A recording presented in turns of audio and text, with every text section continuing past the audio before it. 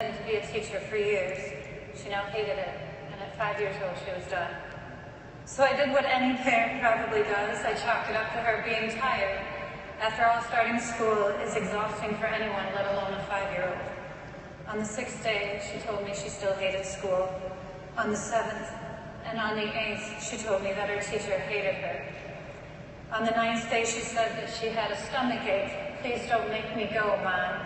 And my heart dropped because this was no longer just a crazy idea from a 5-year-old, but it had become her reality. And in her reality, school was a place that was not meant for her. My name is Pernile Ripp. I am an author, I am a teacher, and I am a mother. I am someone who believes that we can change our public school system from within. That for too long, we have ignored the voices of our students, and we are now paying the price. We have created schools that many children no longer want to be a part of, so it's time for us to break some rules. For the past 5 years, I've tried to give the classroom back to my students. I realized that since I could not change my students, I could only change the way I teach. I could move away from grades, from homework, from punishing children until they behave, and rewarding them to get them too excited. I could make school about the very students we teach, and not the curriculum we have to cover. But to do this, I had to break the unwritten rules of school, and it is terrifying, no matter how many years you have taught.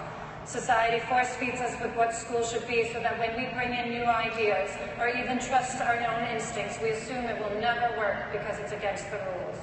But I was so close to quitting 5 years ago anyway that it didn't matter. So what I discovered was this: even the smallest changes can make monumental differences. We can change education from within, but we have to take the first step. So I asked myself, would I want to be a student in my own classroom, and cringe when the answer was no. I want a choice, voice, and the power to explore, not more rules. And here's the thing, I started dreaming, and we have to stop being so afraid of our own dreams. When do we ever think of the what-ifs? What if students didn't have homework? What if they didn't have grades? What if they could show mastery in many ways? Every day, we are faced with a choice of the type of educator that we want to be.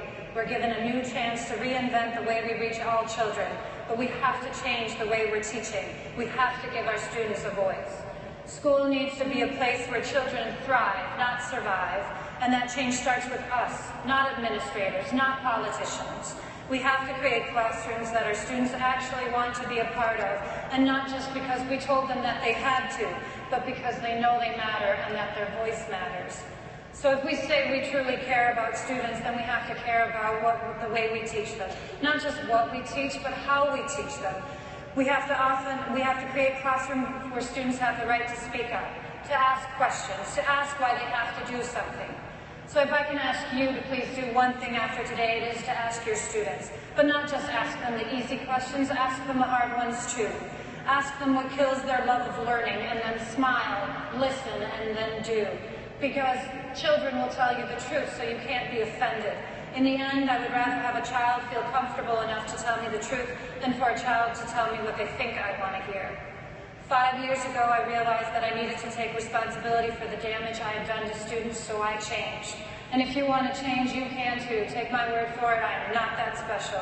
We must practice being brave because our very future depends on it.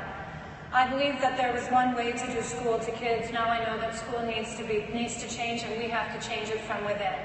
Part of that change needs to be about including the voices of our students. School can no longer just be done to our kids, they must experience and own it. So we must fight for change within our system, and we do this by giving our students a voice to fight with. Some educators say that they're tired of fighting, that school is broken, but I say there's hope.